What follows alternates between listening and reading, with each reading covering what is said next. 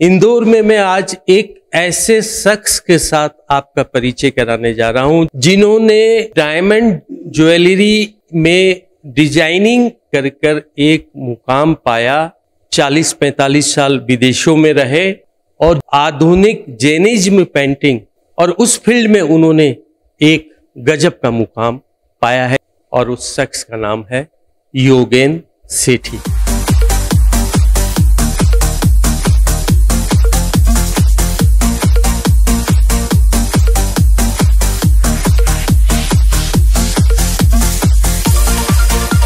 योगेन जी, आपका जैन रत्न में स्वागत है। धन्यवाद। जैन रत्न के काबिल मैं हूँ या नहीं, लेकिन जिस तरह की आध्यात्मिक पेंटिंग्स मैंने बनाई हैं और उसको यदि जैन समाज और इसमें आगे बढ़ाया जाए तो एक कई नए कलाकारों के लिए एक मोटिवेशनल साबित हो सकता है। इसके लिए मैं आपका बहुत बहुत धन्यवाद हूँ।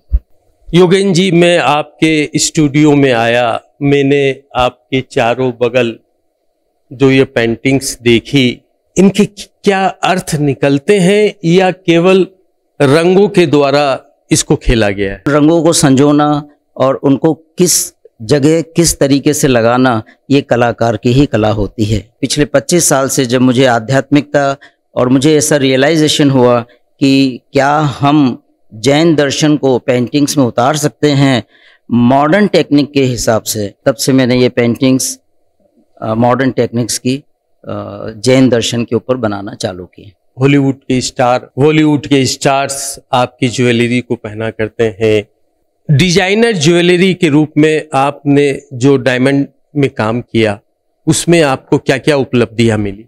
आपने सबने सफ़ेद डायमंड देखे होंगे, लेकिन पिंक कलर का डायमंड, ब्लू कलर के डायमंड, ग्रीन कलर के डायमंड, ये नेचुरल और इनकी होते हैं और इनकी वैल्यू होती है। इन सब के कॉम्बिनेशन से मैंने ज्वेलरी बनाई और जो कि जैसा मैंने कहा एक अलग ही ग्रुप में, एक इलाइट ग्रुप में ये सब बहुत अधिक पसंद की गई। पेंटिंग के क्षेत्र में आप कैसे आ गए?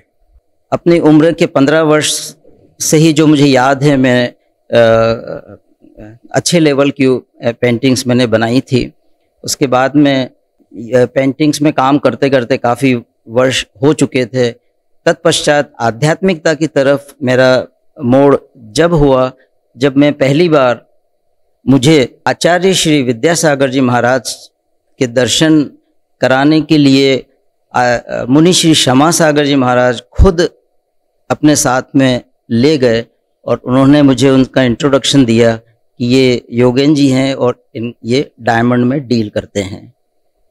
आचार्य श्री ने मेरी तरफ मुस्कुरा करके देखा और कहा, हीरे की चमक तो शायद इस कमरे तक ही सीमित होगी, लेकिन यदि आत्मा को आप चमकाओगे तो वो ब्रह्मांड में फैल जाएगी।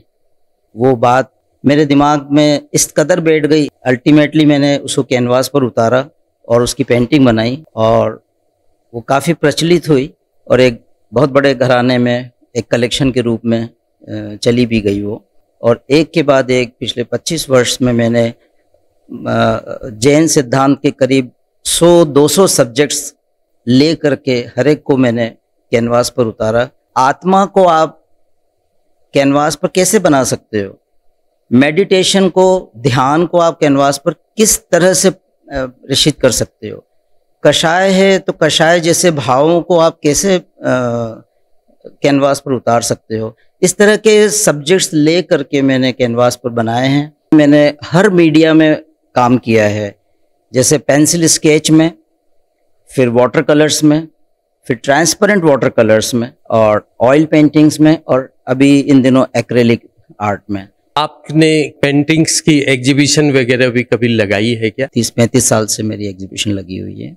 शुरू में इंडिया में बम्बई, जयपुर, दिल्ली में काफ़ी फेमस हुई। न्यूयॉर्क में, सैन फ्रांसिस्को में, बॉस्टन में, डेट्रॉइट में, सिंगापुर में भी एग्जीबिशन लगी है और भी पेंटिंग्स विदेशों में गई हैं। इस सीरीज को डायमंड सोल देने का कारण क्या रहा? देखिए सब, diamond soul is a combination of diamond and soul. यदि कोई हार्डेस्ट चीज इस दुनिया में है तो वो है डायमंड। इसके अलग मटेरियल कोई दूसरा हार्ड नहीं है। और वो सोल, और जो भी सबसे ज्यादा शुद्ध चीज है वो है आत्मा, सोल। तो उस कॉम्बिनेशन से मैंने इसका नाम डायमंड सोल रखा है। योगेंद्र जी, आप वाह जिंदगी जैन रत्न सीजन 2 का हिस्सा बने, आपका बहुत बहुत धन्यवाद। मैं बहुत आभारी हूँ आप सभी का।